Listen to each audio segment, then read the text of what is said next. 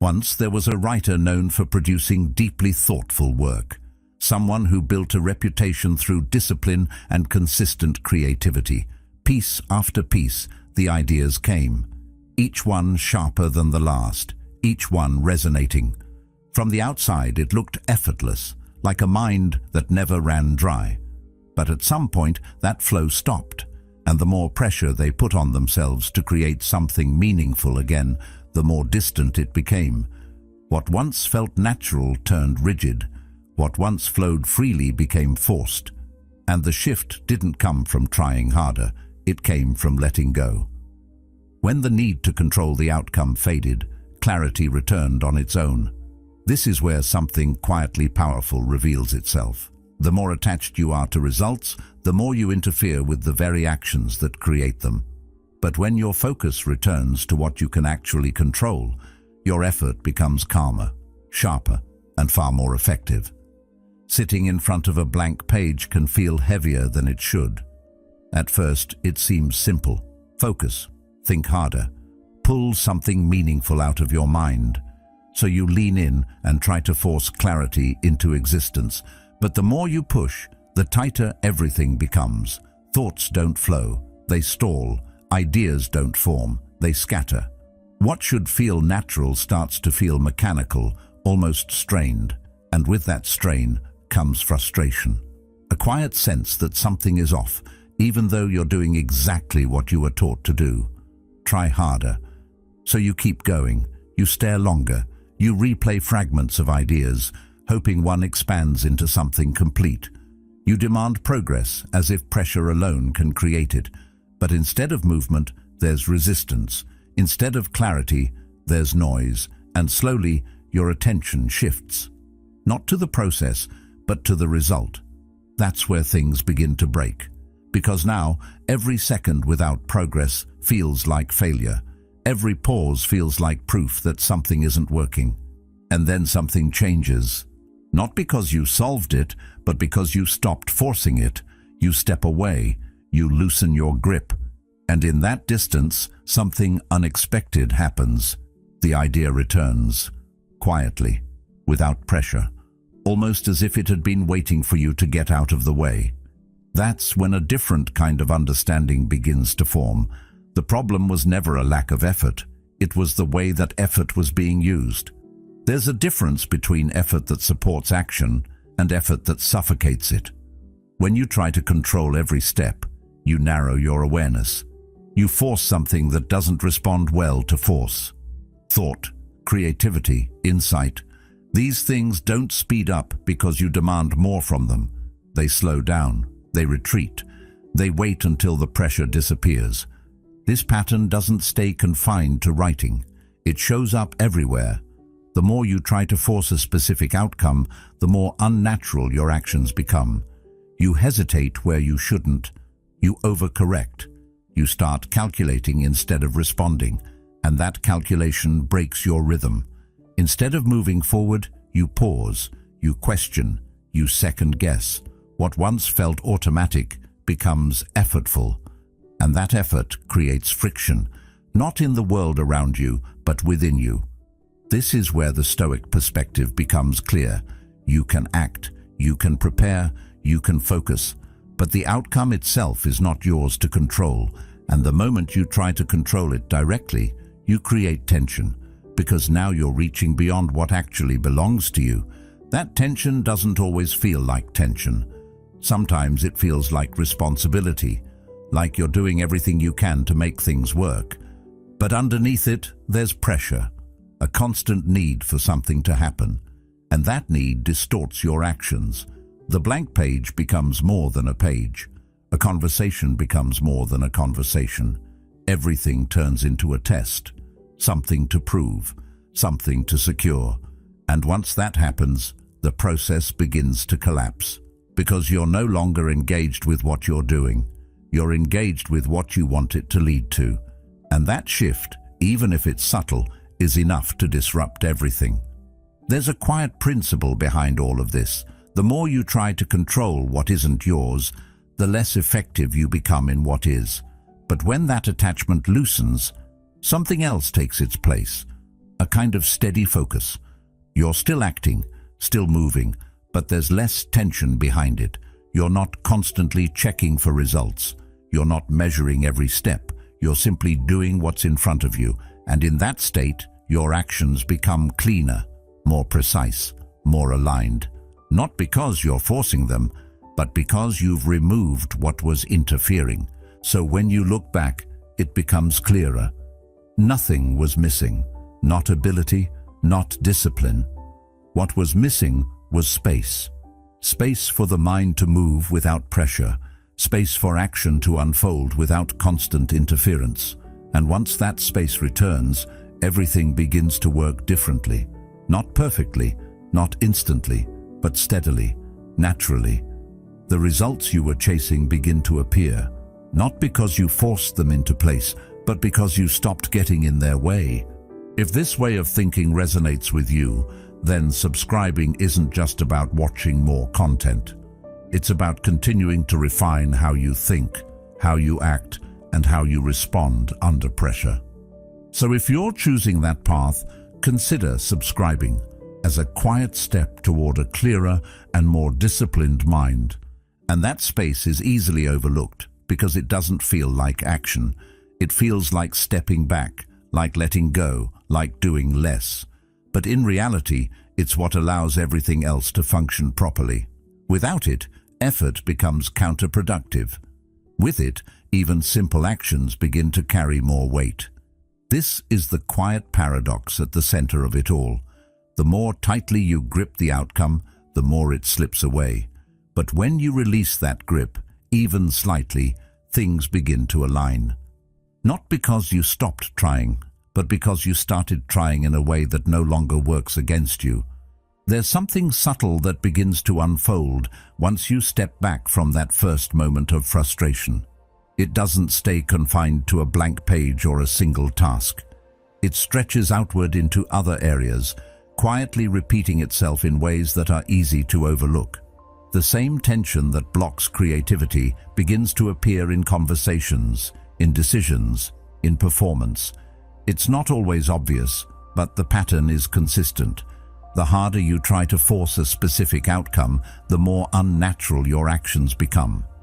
And when actions lose their natural rhythm, the result you're chasing starts to drift further away. At first, it feels like the solution is simple. Just apply more effort, focus harder, care more. That's what most people are taught, and in many situations, that approach works. But there are certain processes that don't respond well to pressure. They require something different, something less aggressive and more aligned. When the mind becomes overly fixated on results, it begins to operate in a distorted way. Instead of responding to what's happening, it starts trying to control what hasn't happened yet. And that shift creates a kind of internal friction that quietly undermines everything. You can feel this most clearly in moments where performance matters. When attention shifts away from the task itself and toward the outcome, something changes. Movements that were once automatic become deliberate. Thoughts that were once fluid become fragmented. You begin to monitor yourself in real time, analyzing each step instead of simply taking it. And in doing so, you interrupt the very process that allows you to perform well. It's not that your ability disappears, it's that your connection to it weakens. This is where the breakdown begins. Not because of a lack of skill, but because of an excess of interference. The mind starts to calculate instead of act. It tries to predict instead of respond. And while that might seem like a smart approach, it often leads to hesitation. Every action becomes filtered through expectation. Every decision becomes weighed against a future result.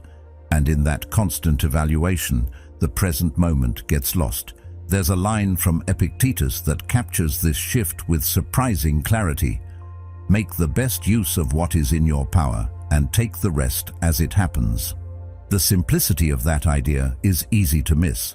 When attention stays within what is actually controllable, action remains steady. But when it extends beyond that, trying to shape outcomes directly, tension builds. And that tension doesn't improve performance. It disrupts it. What's interesting is that this doesn't feel like interference when it's happening. It feels like responsibility. It feels like you're taking things seriously, like you're doing everything you can to make something work. But beneath that, there's a kind of strain that builds. A sense that you're trying to hold everything together at once, and the more you try to maintain that control, the more unstable it becomes. There's a natural rhythm to effective action. It doesn't mean things are easy, and it doesn't mean there's no effort involved. But the effort is directed, focused, and grounded in the present. When that rhythm is intact, actions follow one another without hesitation. There's no need to constantly check, adjust, and reassess every step. The process carries itself forward. But when the mind becomes attached to the outcome, that rhythm is interrupted. Instead of moving forward, you pause. You reconsider. You question whether what you're doing is enough, whether it will lead to the result you want. And that hesitation breaks the flow. It introduces gaps where there shouldn't be any. It replaces momentum with uncertainty. Over time, this creates a cycle. The more you interfere, the less effective your actions become. The less effective your actions become, the more you feel the need to interfere. And without realizing it, you end up working against yourself. Not because you lack discipline or effort, but because the effort is being applied in a way that disrupts the process. This is where awareness starts to matter, not in a dramatic way, but in a quiet shift of attention. Instead of trying to control everything, you begin to notice where your influence actually ends. You start to recognize that certain outcomes can't be forced, no matter how much you want them to be. And that realization changes how you approach things. It doesn't make you passive. It doesn't reduce your effort. If anything, it refines it. You begin to place your attention more carefully, focusing on what you can actually do rather than what you hope will happen. And in doing so, you remove the unnecessary pressure that was clouding your actions. The result of that shift is subtle but significant. Actions become cleaner. Decisions become quicker. There's less second-guessing, less hesitation. Not because you suddenly have more certainty, but because you're no longer trying to control what can't be controlled. You're working within the limits of your influence instead of pushing against them. And within those limits, something starts to open up. There's more room to respond to what's actually happening rather than what you fear or expect might happen. Your attention becomes more grounded, more present.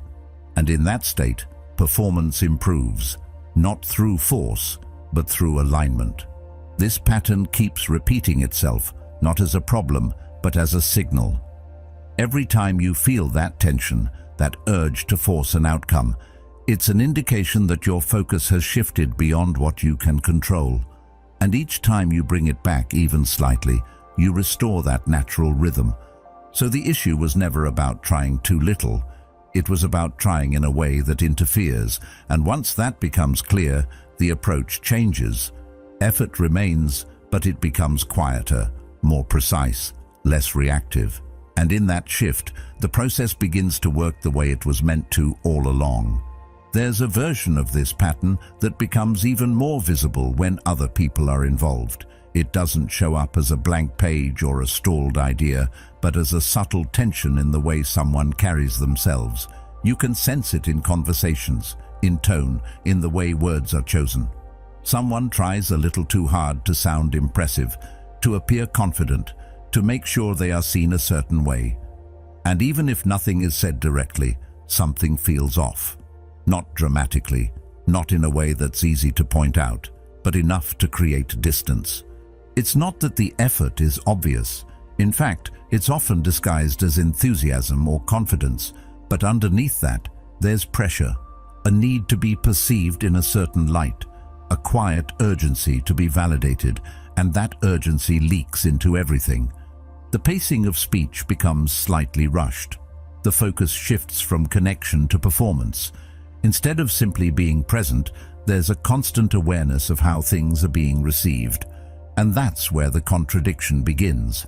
Because the more someone tries to control how they are perceived, the less natural they appear. The more they try to establish their value, the more uncertain it can seem. Not because they lack value, but because the act of proving it creates tension. And tension, even when subtle, is something people pick up on quickly. It's a strange dynamic. On the surface, it looks like effort should help. If you want to be respected, you should show your strengths. If you want to be liked, you should present yourself well. And those things are true to a degree. But there's a point where that effort crosses into force, where expression turns into performance, and once that line is crossed, the effect begins to reverse. Instead of drawing people in, it creates hesitation. Instead of building trust, it raises quiet questions, not conscious ones, but impressions. A sense that something is being pushed rather than revealed. And most of the time this isn't intentional, it's driven by something deeper. A need to secure a certain outcome, to ensure that others see you in a specific way. That need changes everything. It shifts your attention away from the moment and onto the impression you're trying to create. You start adjusting yourself in real time, filtering your words, measuring your reactions. And while that might seem like control, it actually reduces your ability to respond naturally.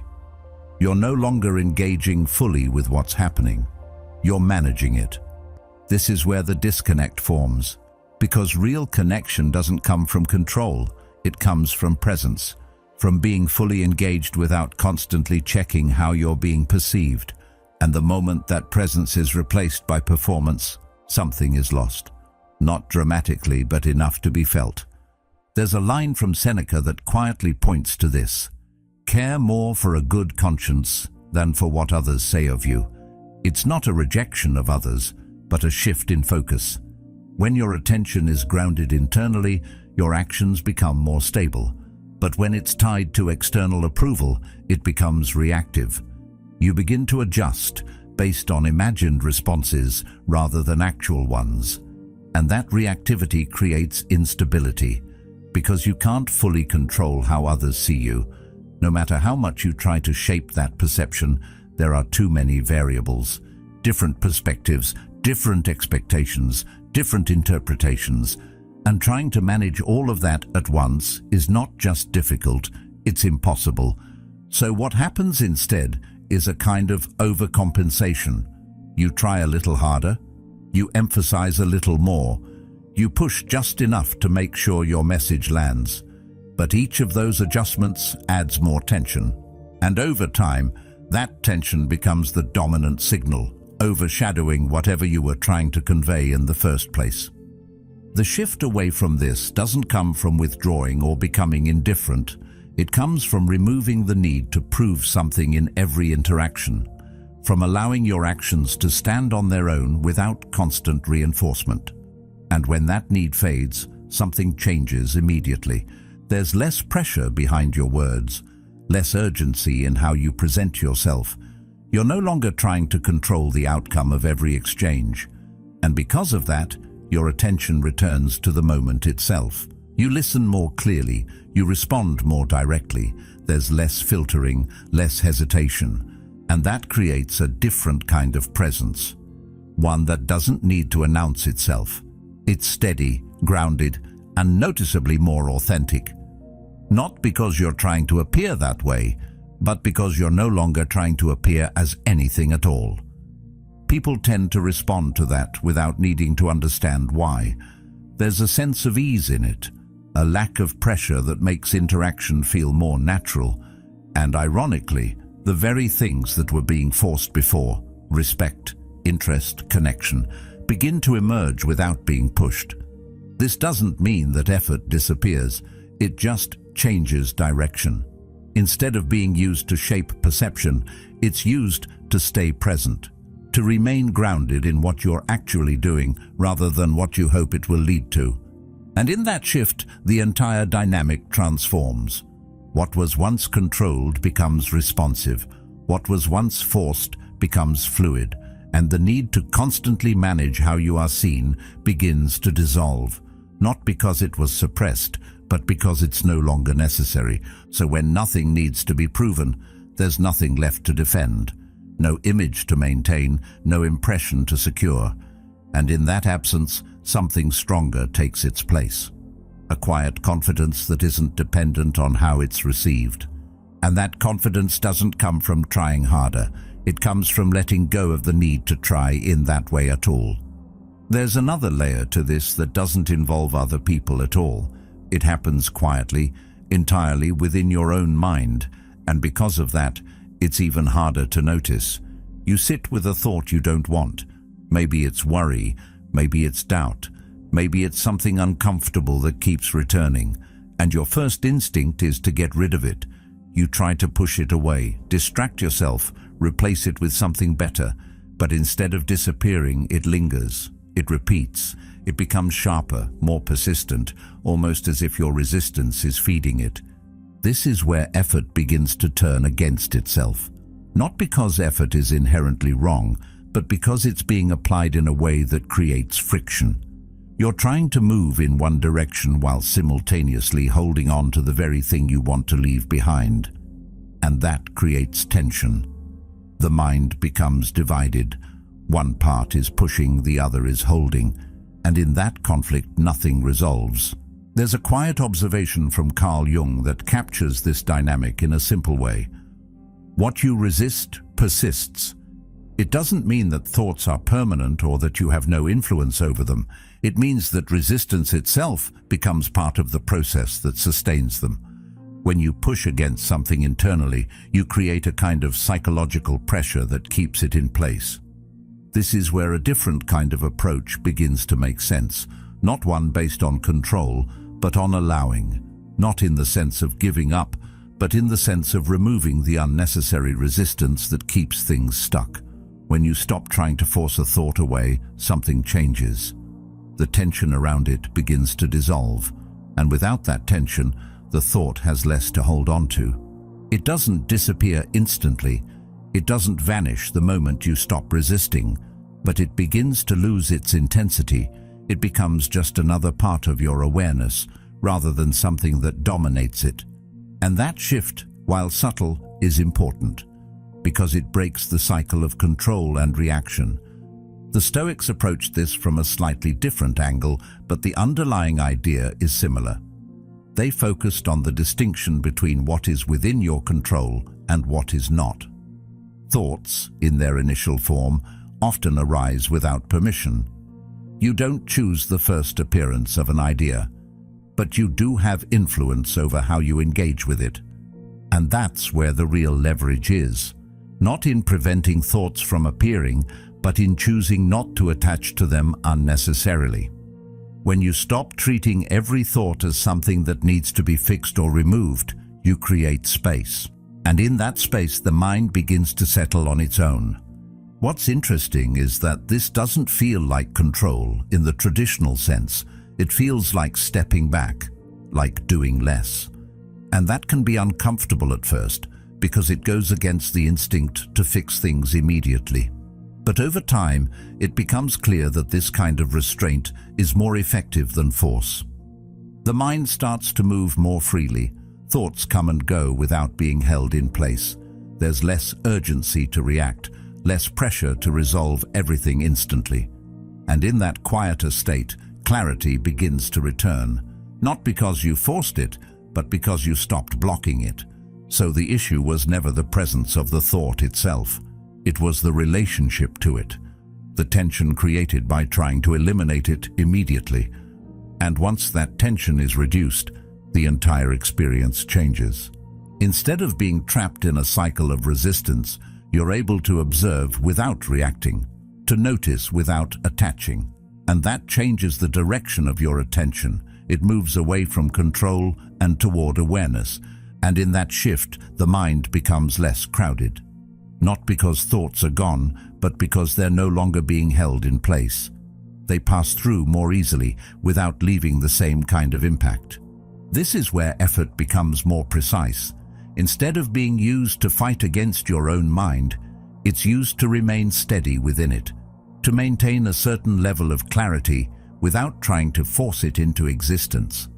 And once that becomes familiar, the pattern is easier to recognize. Each time you feel that urge to push something away, you see it for what it is. Not a solution, but a source of friction.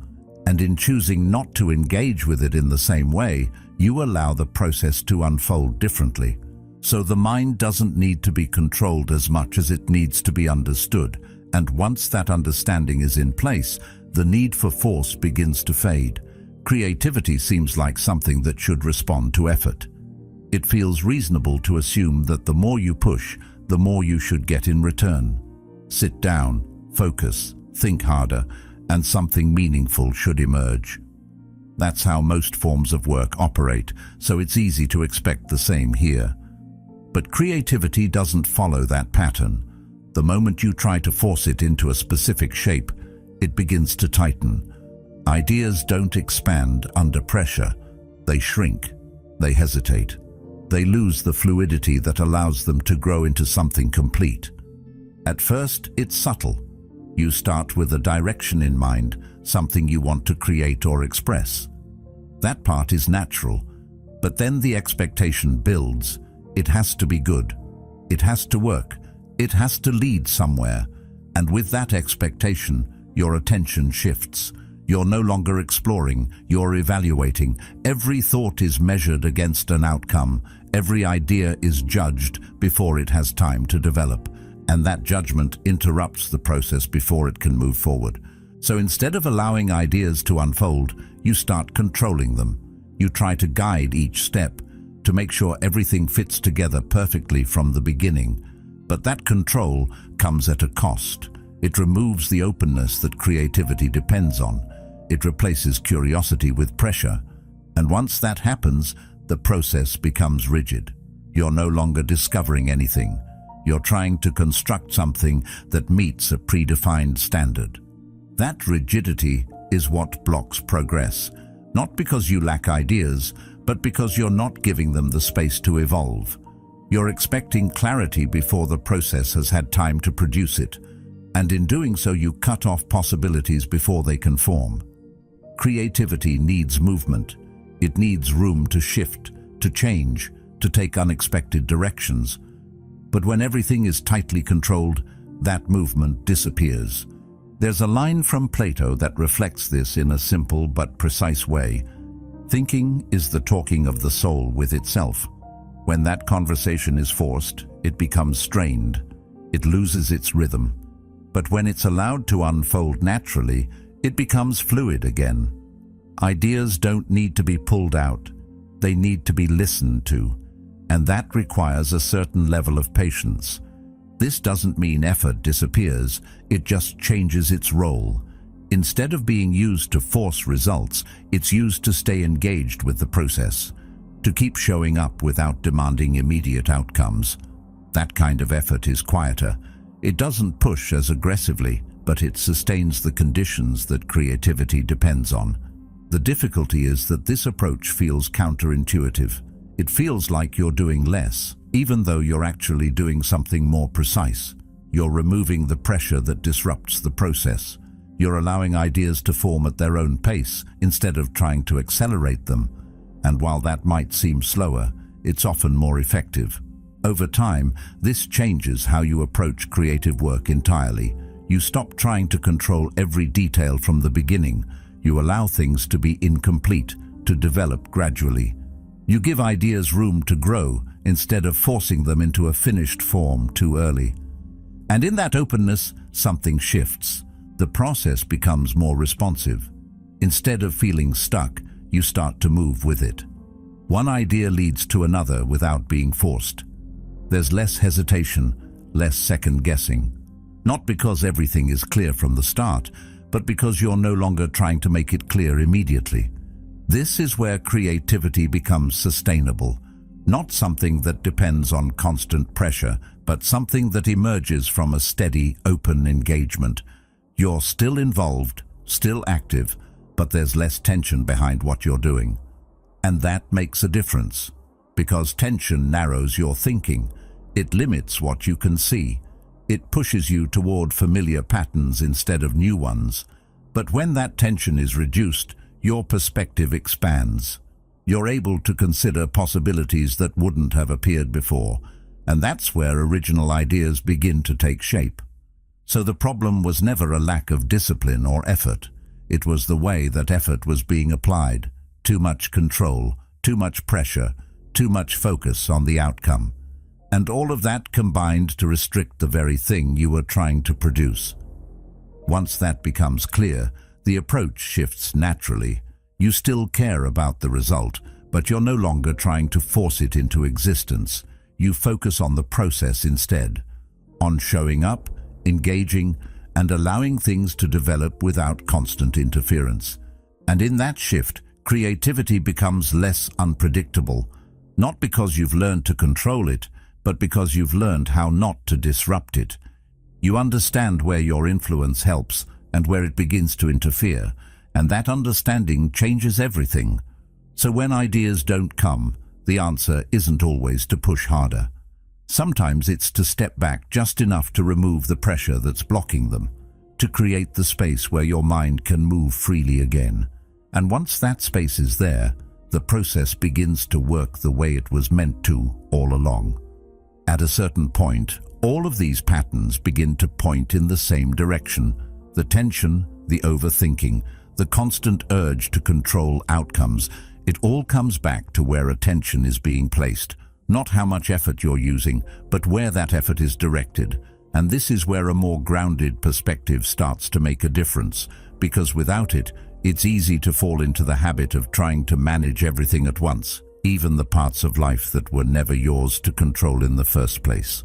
The Stoics approach this with a kind of clarity that cuts through the confusion. They didn't complicate it. They reduced it to a simple distinction. There are things that are within your control and things that are not. Your effort, your focus, your decisions, those belong to you.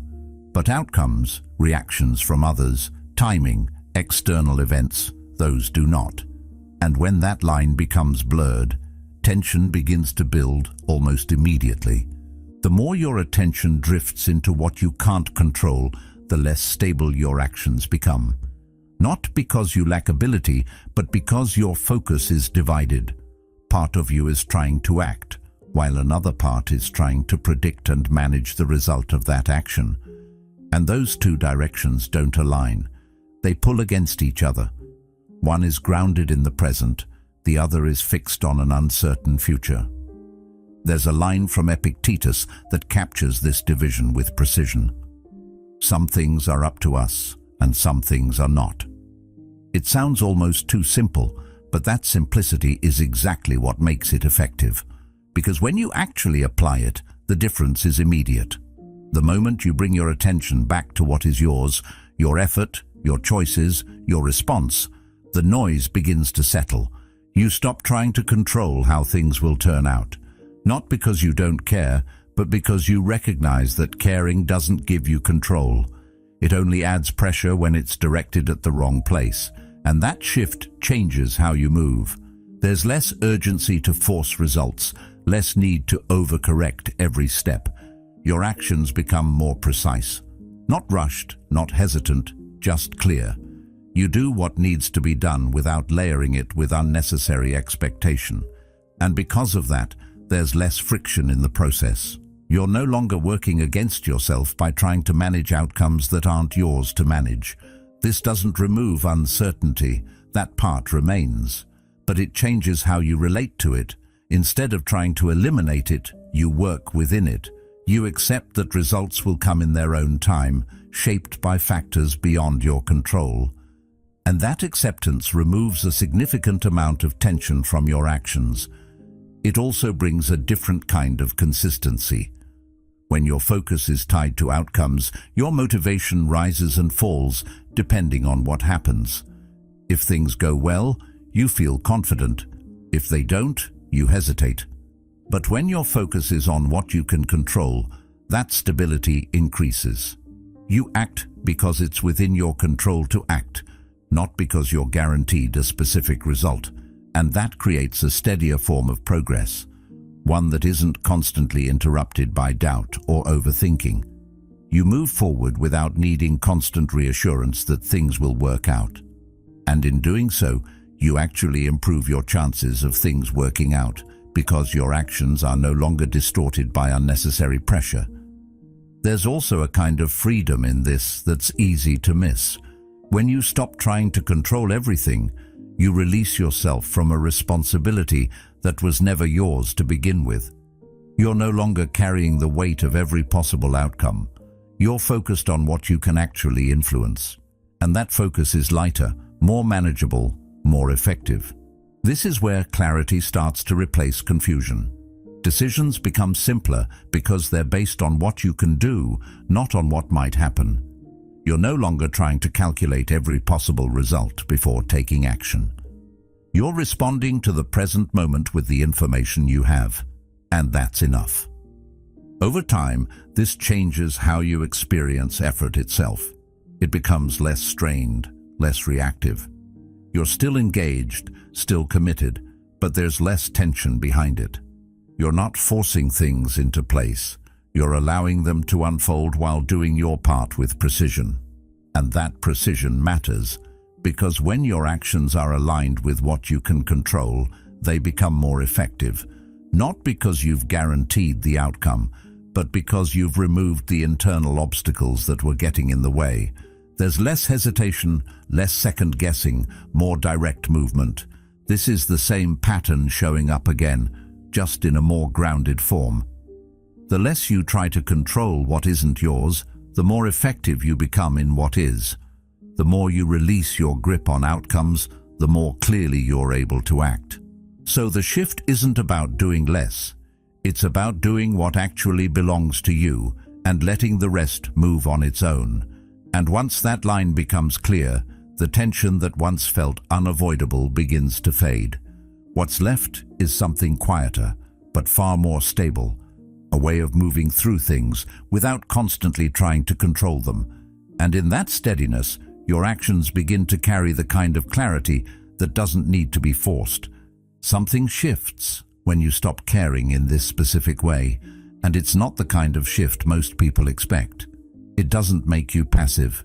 It doesn't drain your motivation or make you indifferent to what happens. If anything, it sharpens you.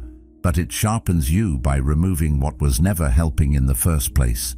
The pressure, the constant checking, the quiet need for things to turn out a certain way, those begin to fall away. And once they do, your actions start to look different. You're still doing the same things on the surface. You're still working, still moving, still making decisions.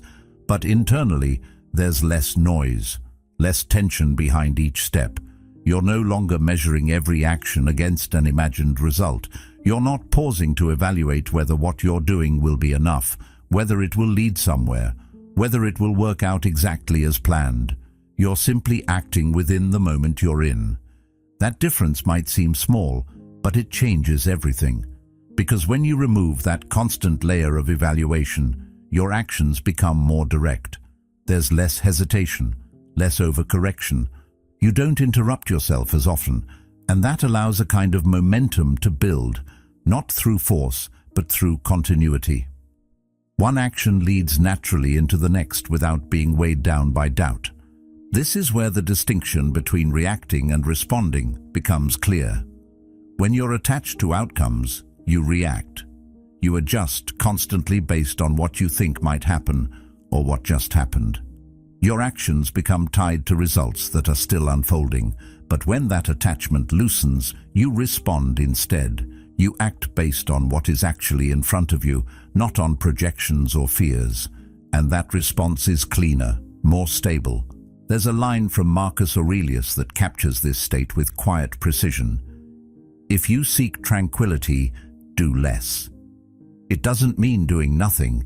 It means removing the unnecessary, the extra layers of thought, the constant need to control, the tension that doesn't contribute to the action itself. And once those layers are stripped away, what remains is something far more effective.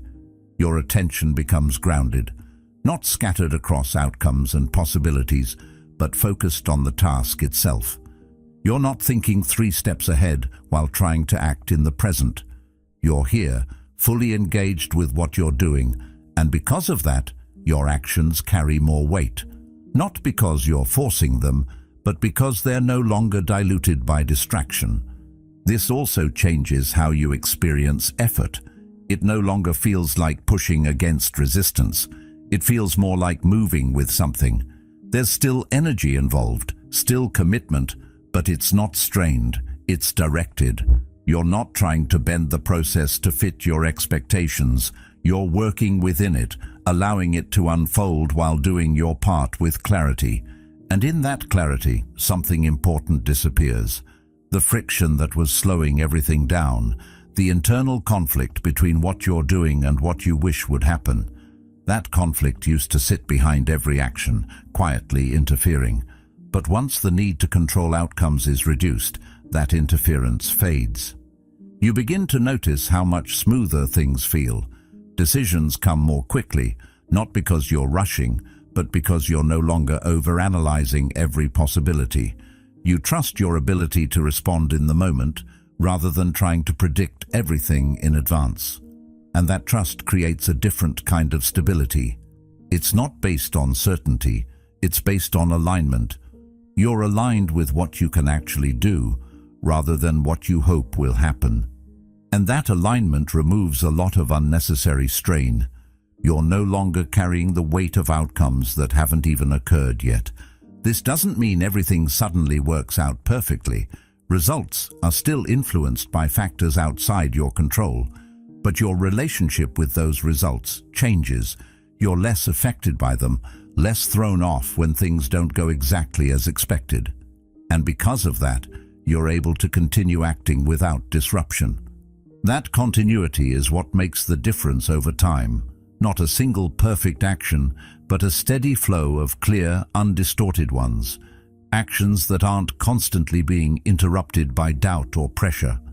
And as those actions accumulate, they naturally lead to better outcomes. Not because you forced those outcomes into place, but because you removed what was getting in the way of reaching them. The process was always capable of producing results. It just needed to function without interference. There's also a quiet confidence that begins to form in this state, not the kind that needs to prove itself, but one that comes from experience. You see that when you act without unnecessary pressure, things tend to move more smoothly. You trust that process more, not because it guarantees anything, but because it works consistently. And that trust reinforces the shift. It makes it easier to let go of the need to control everything, to focus on what's in front of you and allow the rest to unfold. Not as a passive choice, but as a deliberate one. So what really changes isn't your level of effort, but the quality of it. You're no longer pushing against yourself. You're no longer dividing your attention between action and outcome. You're fully engaged in what you're doing, and that engagement carries you forward. And in that forward movement, something becomes clear. The results you were trying to force begin to appear, not all at once, not perfectly, but steadily. And they come not because you chased them harder, but because you stopped interfering with the actions that create them. What remains is a cleaner way of moving through things, one that doesn't rely on force, but on clarity. And that clarity, once it's established, tends to carry everything else with it. There's a quiet strength in letting go of what was never yours to control, not giving up, not stepping back from effort, but removing the tension that was holding you in place. When you stop forcing, you start seeing clearly. When you stop chasing, you start moving forward. And in that shift, things begin to fall into place in a way that effort alone could never create. If this way of thinking resonates with you, there's another video on the screen that goes even deeper into this path. Take a moment and continue the journey. And thank you for being a part of Stoic Journal.